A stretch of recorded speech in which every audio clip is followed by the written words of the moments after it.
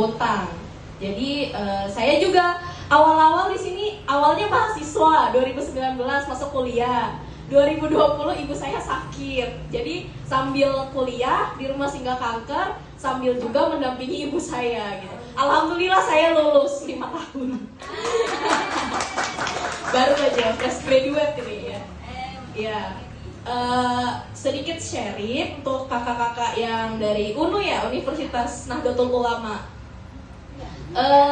Apa ini yang mau di-sharing, Mbak?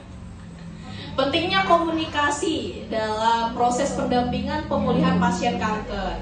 Ya, benar ya, ibu-ibu, ada bapak-bapaknya nggak ada ya, bapak-bapak, kakak-kakak sekalian. Kalau misalkan komunikasi itu sangat penting dalam proses pendampingan. Tapi sayangnya nggak semua pasien itu punya pendamping yang selalu stay. Kebetulan alhamdulillah saya sebagai anak bisa mendampingi ibu saya sampai akhir pengobatannya, sampai sekarang jadi alumni dan masih aktif di sini.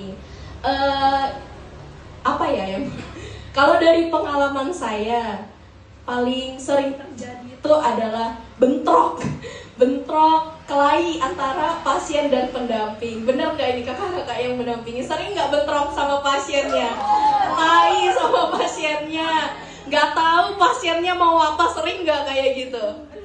Yang jadi pasien juga sering mood swing, sering emosinya berubah-ubah, nggak tahu maunya apa, maunya curhat tapi ternyata ujung-ujungnya kelahi sama anaknya, pasangannya, pendampingnya, ya nggak? Saya sudah lebih dulu mengalami. Ya.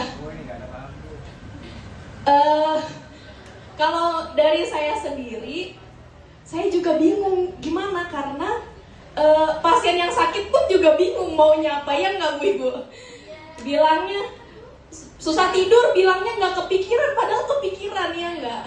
Alhamdulillahnya kita semua yang ada di sini ketemu sama pihak ketiga, yakni Rumah Singgah Support Kanker, yang mana betul-betul mensupport penyakit kanker dari jenis apapun. Alhamdulillah loh ibu-ibu, bapak-bapak, ya enggak? Ya, jadi sangat terbantu sekali kalau misalkan kita nggak bisa terbuka sama pendamping, kita bisa terbuka sama pihak ketiga. Pihak ketiga tuh siapa ya?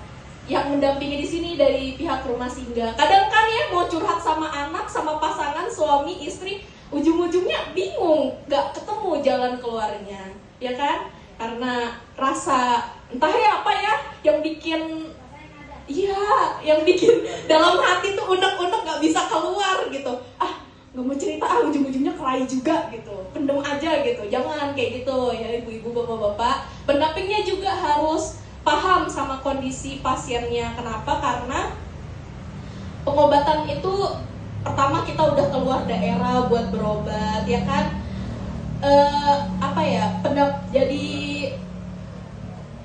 Jadi pendamping itu berat, tapi jadi pasien itu juga lebih berat, ya kan? Kita berobat ke sini meninggalkan rumah yang kita sayang, nggak bisa pulang setiap minggu, setiap bulan, ya kan? Jadi emang harus banyak-banyak sabar dan ikhlas gitu. Kita harus legowo dulu pertama-tama, baru kita bisa saling memahami gitu. Kalau misalkan kita nggak bisa terbuka sama pendamping kita, nggak bisa komunikasi, kira-kira kita cari siapa sih yang bisa kita buat keluarkan unek-unek gitu selama mendampingi pengobatan gitu, ya. Misalnya kalau di sini ada Bu Nining gitu, ya kan, curhat aja sama Bu Nining yang hari-hari di rumah. Kalau Mbak Astri datangi aja SKSD sama Mbak Astri gitu. Ya, pokoknya yang bisa diajak berceritaan lah, bisa mengeluarkan unek-unek. Kadang tuh kalau di sini masih sering ya hipnoterapi ya Mbak Astri ya. Ada Mas Adit, Mas Miko juga sering ngisi-ngisi, ya kan? Itu sangat membantu sekali supaya hati kita tuh bisa lega gitu, ya kan? Itu komunikasi itu sangat penting. Kalau kita nggak bisa komunikasi sama orang terdekat, keluarga, karena kita menemukan rumah ini yang mewadahi kita, yang bener-bener lah kita nggak dipungut biaya satupun ketika masuk sini, malah kita yang dibiayai kadang-kadang, ya. Dimanfaatkan lah rumah ini, Bu. Nggak apa-apa kok rumah ini dimanfaatkan, ya kan Mbak Asri kan? Kita memanfaatkan, rumah ini tidak memanfaatkan kita, tapi kita yang memanfaatkan rumah ini gitu kira-kira. Jadi ya yang jadi caregiver, yang jadi pendamping, banyak-banyak sabar, banyak-banyak istighfar, banyak-banyak berdoa kepada Allah dan Tuhan gitu ya. Yang jadi pasien juga semakin kita semangat, semakin kita percaya kita bakal sembuh. Kan di sini nggak sendirian ya Bu Ibu ya, Bapak-bapak ya. Kalau dulu saya sebelum dirujuk itu hari-hari rasanya menakutkan. Karena apa ya? Sendirian. Sudahlah kita sering masuk UGD sendirian, berpasien tuh macam-macam, bawaannya ketakutan terus. Iya. Tapi pas sudah di rumah singgah, lihat pasien kanker bisa happy-happy, lihat pendamping juga bisa, meskipun lagi berobat itu berat tapi bisa happy-happy, itu tuh meringankan banget betulan. Ya. Jadi ya mumpung ada kita bertemu dengan rumah ini yang memberikan kita wadah, ya kita sama-sama saling memahami. Itu sih dari saya.